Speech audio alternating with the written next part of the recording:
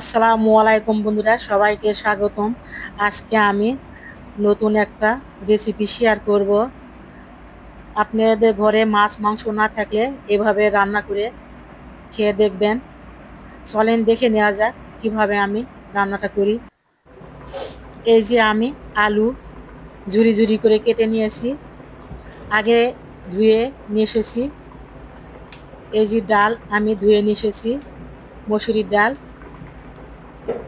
এখন দিয়ে দিব কাঁচামরিচ,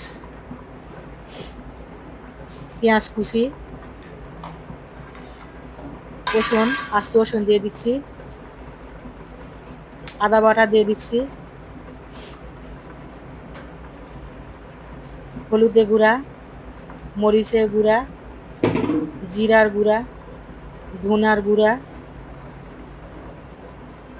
স্বাদ মতো লবণ, তেল দিয়ে দিচ্ছি।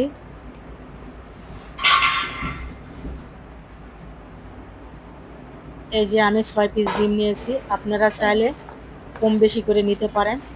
এখন আমি তরকারিটা মেখে নিচ্ছি হাতের সাহায্যে। এই তরকারি কিন্তু হাতের সাহায্যে মাখানো, যত মাখানো ভালো হবে তত তরকারির টেস্ট ভালো হবে। আমি পানি দিয়ে দিচ্ছি, মাখানো আমার শেষ। এখন আমি টমেটো দিয়ে দিব, টমেটো আমি ছড়াই দিচ্ছি।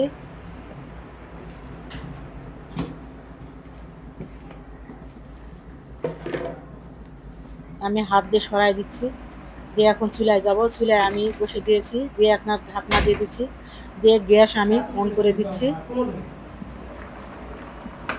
ঢাকা উঠে দেখাচ্ছি, এই যে দেখুন কীরকম হয়েছে। এই যে দেখছেন, এই রান্নাতে বেশি পানি দিতে যাবেন না, পানি দিলে ডালটা গলে যাবে, খেতে ভালো লাগবে না। আমি একটা প্যান নিয়েছি, এই যে ডিম ভেঙে রেখেছি, ওই ডিমের মধ্যে আমি লবণ দিয়ে কাঁটা চামচ দিয়ে আমি গোটায় নিচ্ছি। গোটানো আমার হয়ে গেছে, এখন তাওয়াতে আমি ঢেলে দিব।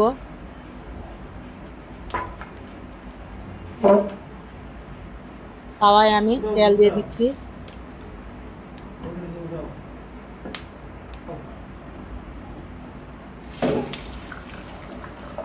আমি ডিমগুলা দিয়ে দিচ্ছি।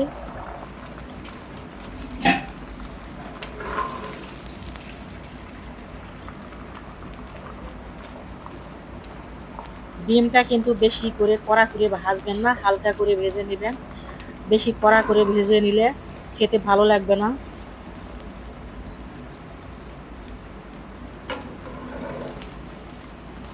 ডিমটা আমি এখন উল্টায় দিব, নিয়ে ছোট করে টুকরা টুকরা করে কেটে নিব। আপনারা এভাবে কেটে নেবেন। আমি কিভাবে ভেজে নিয়েছি আপনারা দেখেন। বেশি করে ভাজবেন না, ভেজে নিলে খেতে ভালো লাগবে না। ওই ডিম কাটানো ডিমগুলো আমি তরকারিতে দিয়ে দিচ্ছি, দিয়ে নাড়াচাড়া করে নিচ্ছি।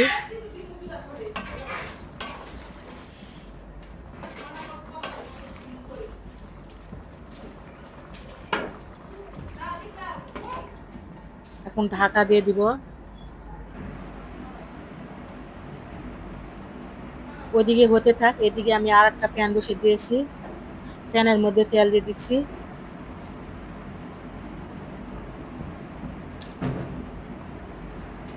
আমি শুকনা মরিচ 4 পিস কেটে দিচ্ছি,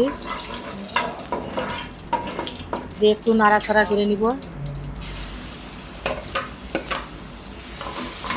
রসুন কুচি আমি দিয়ে দিচ্ছি, রসুনটা আমি কুচি করে নিয়েছি, দিয়ে একটু নাড়াচাড়া করে নিচ্ছি।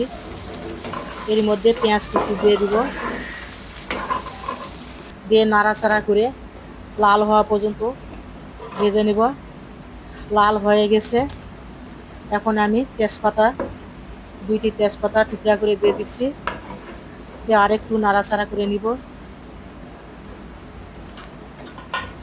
এই যে আস্ত জিরা দিয়ে দিচ্ছি, আস্ত জিরাটা ফুটে উঠলে আমরা এইটা বলি তেলানি, আপনারা অনেকে বলেন ভাগা। আমরা ভাগা দেই না, আমরা তেলানি বলি। ওই তেলানিটা আমরা এই তরকারির মধ্যে ঢেলে দিব।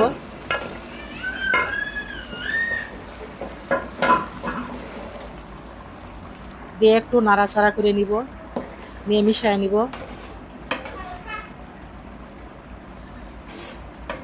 আমি কিভাবে রান্নাটা করছি দেখছেন। আমার রেসিপিটা যদি ভালো লেগে থাকে আপনারা লাইক শেয়ার কমেন্ট করবেন, করে আমার পাশে থাকবেন। আমি ঢাকা দিয়ে দিচ্ছি। এই যে দেখুন আমার রান্না শেষ। আজকের মতো আল্লাহ হাফেজ।